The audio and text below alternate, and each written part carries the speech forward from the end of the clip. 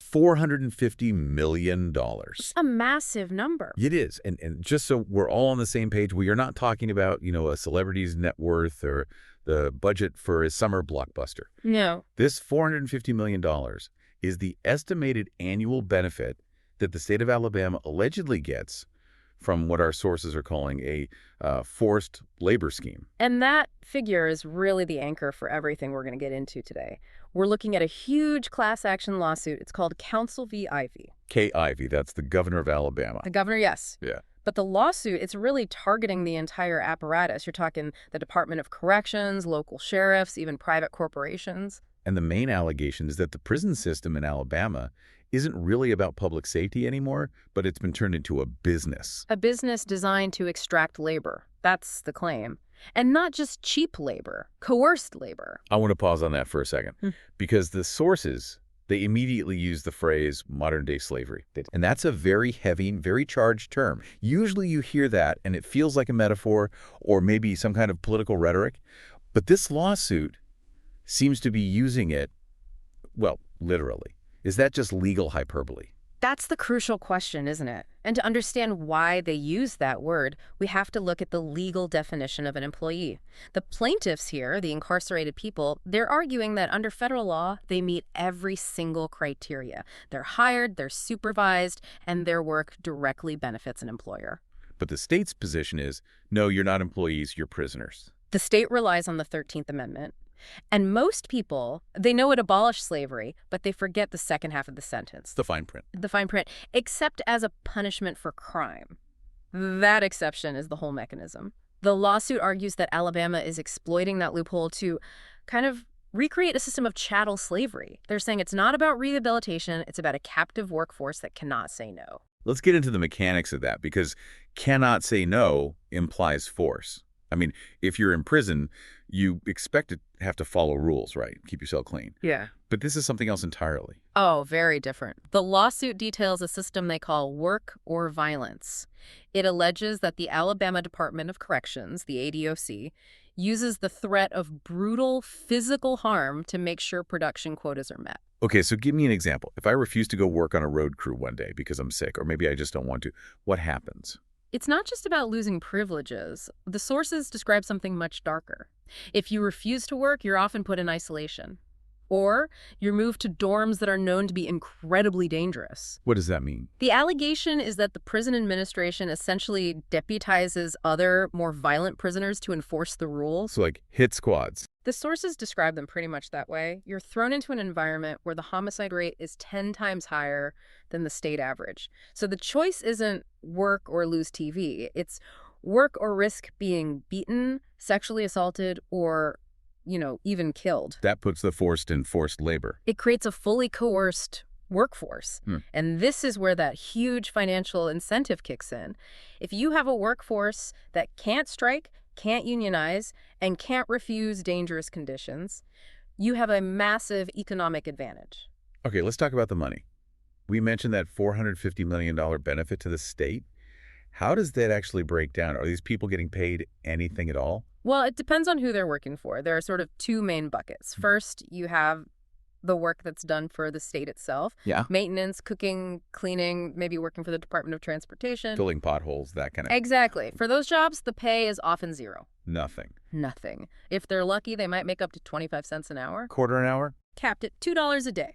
But that's the simple part of the scheme, really. The more complex part is the work release programs, where the ADOC leases out labor to private companies. This is what really caught my eye in the reading. We're not just talking about the state anymore.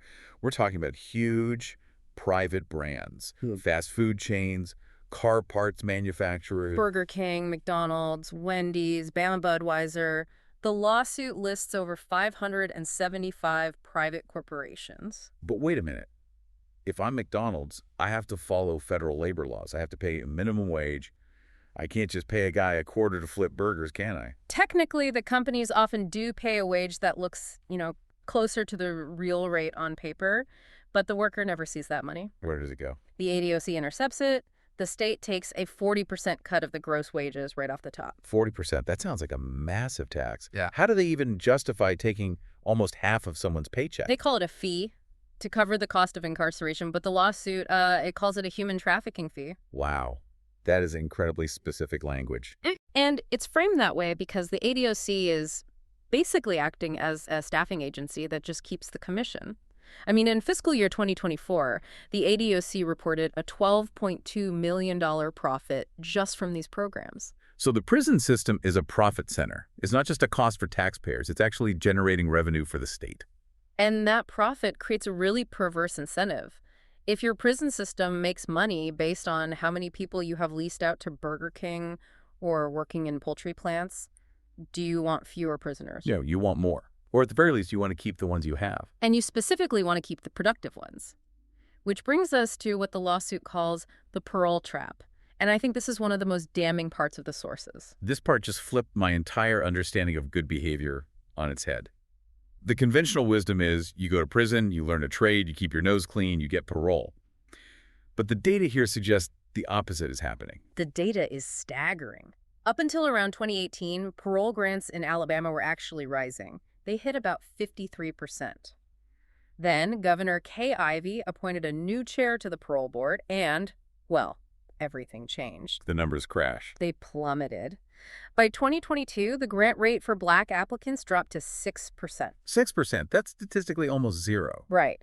And white applicants were more than twice as likely to get parole, but even their numbers fell off a cliff. The lawsuit argues this isn't just about being tough on crime. It says the parole board is systematically denying release to the people who are most valuable to the labor operation. So if you're the guy who knows how to fix the HVAC or you're the best cook in the kitchen, you're actually less likely to get out because they can't replace you. That is the allegation, exactly. The complaint states they target people with the best training, work, and disciplinary records for denial. And we have a specific example of this, the story of Alamirio English. I found this part of the source material it's difficult to read because of the injustice. Alamirio English is a plaintiff in the case, and his story illustrates this trap perfectly. He had his parole revoked because of some new charges. But here's a kicker. He was acquitted of those charges. A jury found him not guilty. So, logically, he should have been released immediately? You would think so, but he was kept in prison for 2 more years. Why? Because he was a custodial supervisor. He was in charge of a dorm of 190 men. He was on call 24/7, effectively doing the job of a paid correctional officer. Free. Unpaid.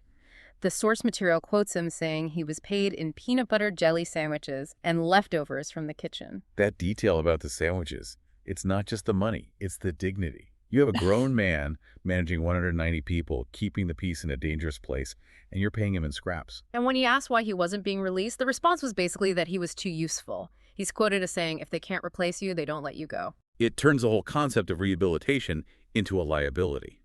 If you get too good, you become a permanent asset of the state. It essentially freezes time for these people, and this all connects back to what we touched on earlier with the 13th Amendment. The lawsuit argues this isn't some accidental glitch in the system. It's the system functioning exactly as it was designed to post-1865. We talked about the loophole, slavery is abolished except for a crime. Right. When the Civil War ended, Alabama's economy was in ruins. They had relied entirely on enslaved labor. So almost immediately, you saw the rise of the convict lease system. They would arrest formerly enslaved people for things like vagrancy or loitering. Basically for existing while black. Exactly. And then they would lease them back to the plantations and the mines. So the argument in Counsel v. Ivey is that this modern work release program is just convict leasing 2.0. That's precisely the argument. The formal convict lease system ended in 1928, but the plaintiffs argue the mechanism never actually went away. It just changed its branding. The economic engine, which is extracting profit from incarcerated bodies, remained. And speaking of resisting that engine, we have to talk about Robert Earl Counsel, also known as Kinetic Justice. He's the lead plaintiff. He's a founder of the Free Alabama movement. He recognized that the only leverage these prisoners had was their labor. So he started organizing strikes. Which, inside a prison, has to be incredibly dangerous. He paid a horrific price. The sources detail that he spent 5 years in solitary confinement. He endured beatings so severe they resulted in permanent brain injury and blindness. Blindness. Yes. And yet he continues to organize. His whole perspective is that as long as the state is profiting, the system will never change. He calls it involuntary servitude, plain and simple. Now, here's a part of the story that I really didn't expect. Usually you think of prison reform as a social justice issue. But in this lawsuit, you have major labor unions signing on as plaintiffs, the RWDSU and the USSW. This is a critical development. You have to ask, why would a union that represents, say, poultry workers care so much about prison labor? Well, my cynical side says, cheap burgers. If McDonald's gets cheap labor, doesn't that keep prices down? Why would the unions want to stop that? Because of the race to the bottom. Imagine you're working at a poultry plant in Alabama. You want to negotiate for a raise, or maybe just better safety gloves. The company can turn around and say, why should we pay you $15 an hour when we can lease a prisoner from the ADAC for a fraction of that? So the prison labor acts like an anchor on everyone else's wages. It destroys their bargaining power.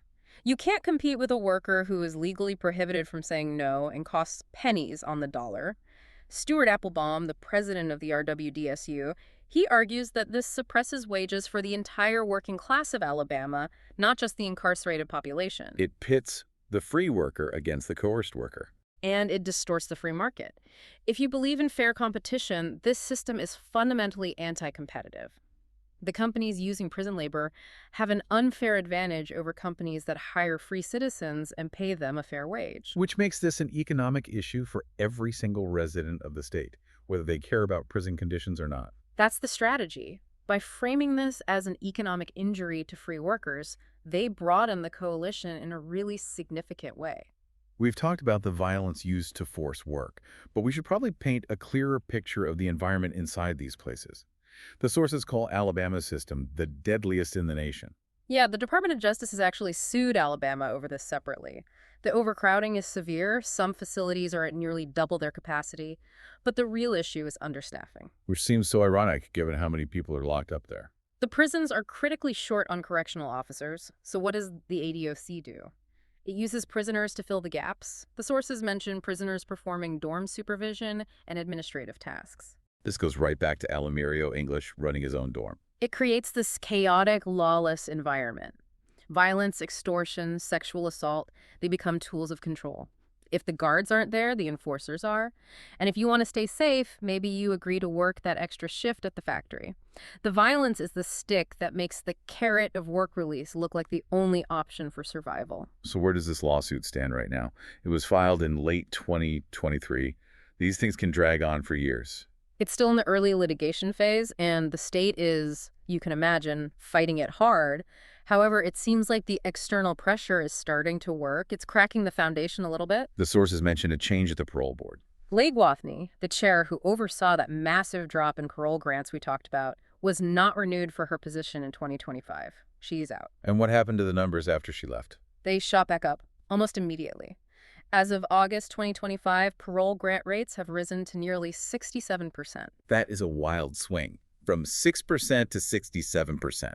It almost proves the point that the low numbers were a policy choice, not a reflection of the prisoner's behavior. It certainly suggests that when you shine a light into these dark corners, the system has to react. And the media attention, there's an HBO documentary called The Alabama Solution that came out in 2025, plus a lot of coverage from the New York Times. It's just made it harder for the state to operate this scheme in the shadows. It's amazing what happens when people actually start watching. Transparency is the enemy of this kind of exploitation. Before we wrap up, I want to go back to a question that was posed by Alamirio English. It was in the source material, and I think it just perfectly sums up the entire perverse incentive structure we've been talking about. I know the quote you mean. He asked, "Why would the slave master, by his own free will, release men on parole who aid and assist them at making their paid jobs easier and carefree?" It's a rhetorical question, but it's just devastating. If the state is addicted to the labor, why on earth would they ever let the labor go? It forces us to ask what the purpose of our justice system really is. Is it justice? Or is it an economic engine? Because at the end of the day, you can't have both. You can't have a system designed to correct behavior that is also financially dependent on that behavior never being corrected. And that is the conflict right at the heart of Counsel v. Ivey. It is. And it's a conflict that involves 21,000 human beings currently inside that system. We'll keep tracking this case as it moves through the courts. I'm sure there's a lot more to unpack as the legal arguments get refined. Absolutely. The legal definition of employee is going to be a battleground for the next decade, I think. Thanks for diving in with us. Always a pleasure.